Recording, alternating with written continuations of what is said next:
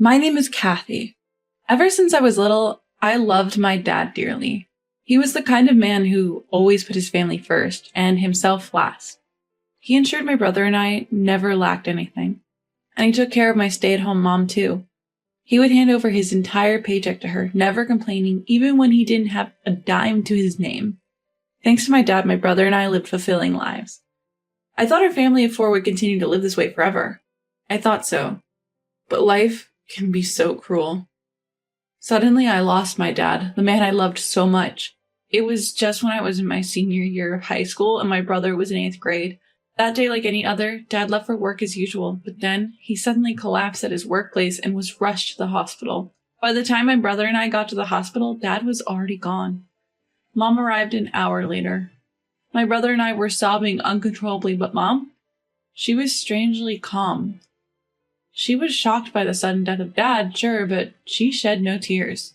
Mom, what are we going to do now? Dad's gone, I asked her. Mom was a stay-at-home wife, which meant she had no income. That means no income. Without Dad, how could our family survive? But Mom didn't answer my question. Mom, are you listening? Dad's dead. Then Mom let out a big sigh and bluntly said, "What's done is done. Can you stop crying so loud? It's giving me a headache." Wait, what? What did she say? What's done is done? About Dad's death? Sure, no one could have predicted or prevented such a thing, but to talk about Dad, who supported us all these years, like that, is just too cruel. For the first time, I felt a surge of disgust towards my mom. I had always felt that Mom was spoiled and overly reliant on Dad, but to maintain her indifference even in such a situation, Mom laughed scornfully at my glaring face. What are you glaring at? It's not like it's my fault he's dead. And so our nightmare began. Because as soon as Dad's funeral was over, Mom started bringing strange men into our home. We were living in a rented condominium, and the room that Dad used to use was taken over by one of these men. Our everyday life took a dramatic turn. Mom and her lover treated my brother and me like nuisances. They would raise their voices at us if anything didn't go their way. Mom just watched with a smirk without scolding the man. The hellish situation went on for months, and my brother and I were at our breaking point. Mom had always managed all of Dad's salary, saving a portion of it in her own bank account while cutting down Dad's allowance. It seemed she was using that money to have fun with her lover. We couldn't take this life anymore. I had to change our situation for my brother's sake. With this in mind, I decided to look for a part-time job. I was ready to give up on college, planning to work immediately after high school. As I was contemplating all this, a man claiming to be a lawyer showed up one day. "This was commissioned by your father before his passing." He then pulled out Dad's will. Dad left a will? Mom appeared taken aback by the lawyer's sudden visit, unaware of the truth he was about to unveil. The lawyer clarified the situation to us. "Your father had realized that something was wrong with his health early on, but he believed that if I don't work, we'll be in a bind. So, I want to leave something behind for a rainy day." As the lawyer unsealed our father's will, he explained it in layman terms. "Your father intended to divide his 20 million fortune by giving 10 million to Mom and 5 million each to you kids." Mom, upon hearing this, eagerly addressed the lawyer. "So when do I get the money?" "As soon as all the official proceedings are complete. The funds should be transferred shortly." Without skipping a beat, Mom prepared a pen and signed the necessary documents. The talk was complex for us kids, but we decided to accept our father's legacy gratefully. A few days later, my brother and I made the decision to leave the house. I started to consider what would be essential for us living on our own and what the bare minimum actions would be. If we were leaving the house, we needed to find a new place to live. But would anyone be willing to rent a property to high school students? While pondering, I remembered that the parents of a middle school friend owned an apartment. The next day, I visited their house promptly, explained the situation, and asked, "So, since we have our father's legacy and I plan to start a part-time job, could you introduce us to a good apartment?" In response, my friend's parents proposed, "Since we can't legally lease to high school students, how about we rent you a room in our apartment? You just need to pay the monthly rent." Yes, I'd be grateful. Thank you so much. My friend's parents were worried until the end, but when they perceived my strong determination, they finally encouraged me, saying, "You can count on us anytime you need help." That night, I brought up the matter to Mom. "Mom, Sam and I are planning to leave the house soon." What are you planning to do?" "We're going to live together, just the two of us." I supposed our affairs didn't matter to Mom in the least. Without even looking at me, Mom dismissed us nonchalantly. Well, do as you please. I couldn't care less what happens to you two. It'll actually be better without you two around, so you won't get in the way of my time with him. At that moment, my barely lingering affection for Mom crumbled completely.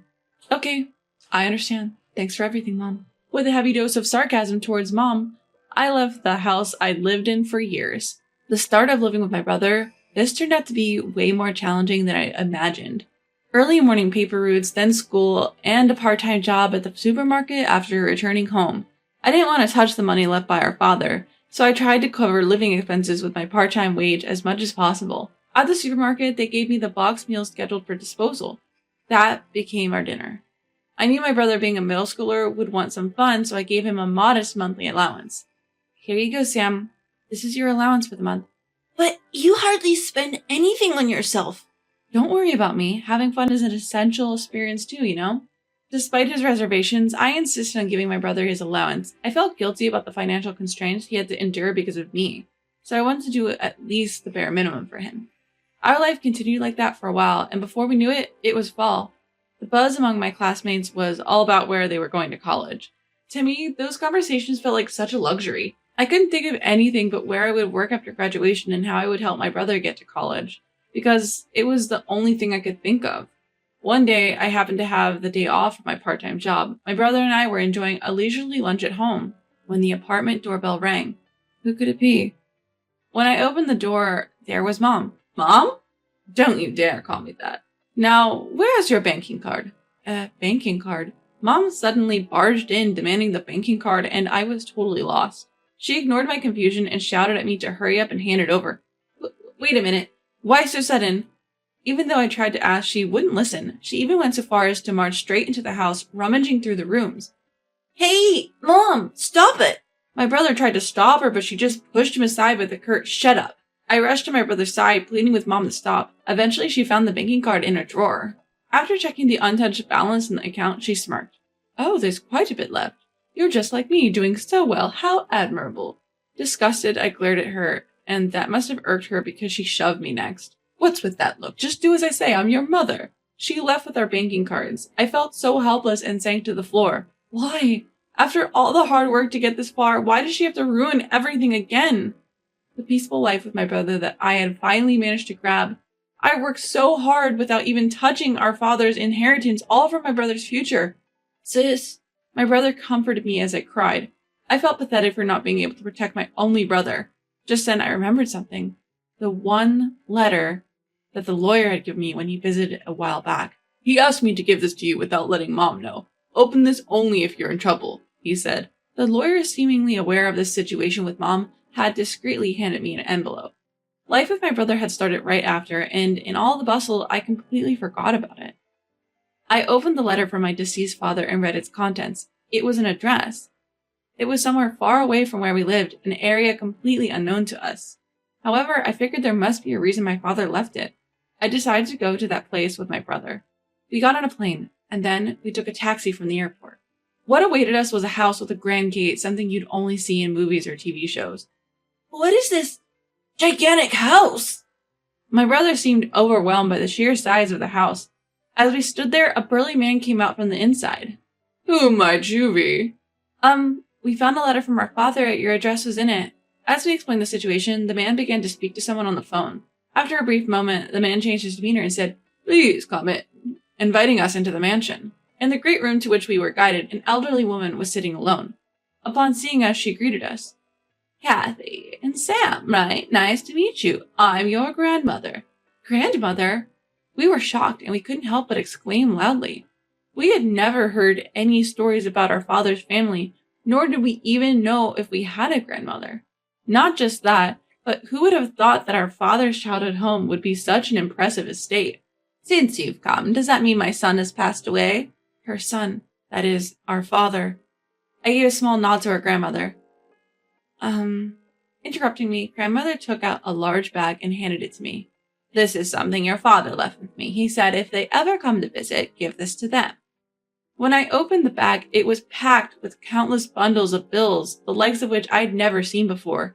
Ignoring our surprise, grandmother began to explain. We had a falling out a long time ago, and for a while we didn't talk at all, but about a year and a half ago he suddenly showed up and left this bag. According to her, our father's family, in other words, our grandmother, was part of a long-established gang. Our father had refused to take over the family business and had cut ties with his grandmother after a big fight. When we heard it was a gang, it all made sense. That grand entrance, of course. It was a surprise to learn that our father's family was involved in a gang, but this turn of events was just as astonishing. Perhaps our father knew about Mom's cheating habits. Even when it came to the inheritance, there's a limit to what we as minors could do. The allocation of the money was likely just for formality's sake. What our father really wanted to leave us was that letter with grandmother's address on it. Our father had been planning this in case anything happened to us. I was moved to tears by our father's kindness. I took the time to explain everything. How he had been treated poorly by Mom and her lover, how Mom had taken our father's inheritance. After hearing everything, grandmother told us, "You don't need to give up on life because of your mother. I'll get that money back for you. You two need to live your lives." With gratitude, we took the bag of money our father left us and returned to our apartment.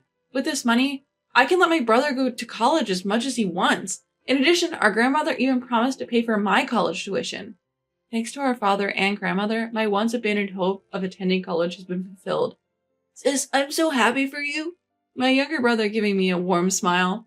He too must have been holding up for a long time. Sam, it's thanks to you sticking with me that we got through this. Thank you. As I thanked him, he shyly sniffled.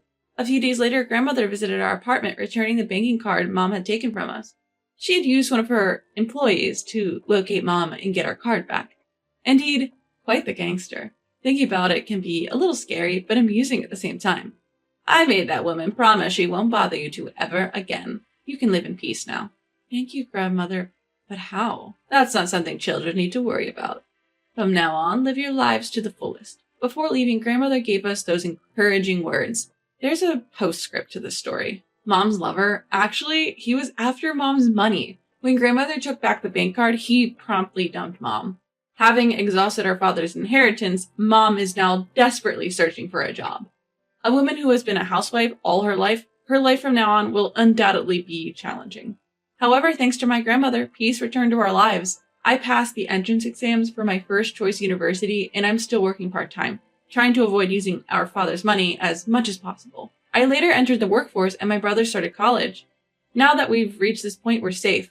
Childhood was long and tough, but there were kind adults watching over us. Father's lawyer, the couple who rented us the apartment, our gangster grandmother, and our beloved father. Dad, we're off. Every morning, my brother and I pay respects to our father's portrait.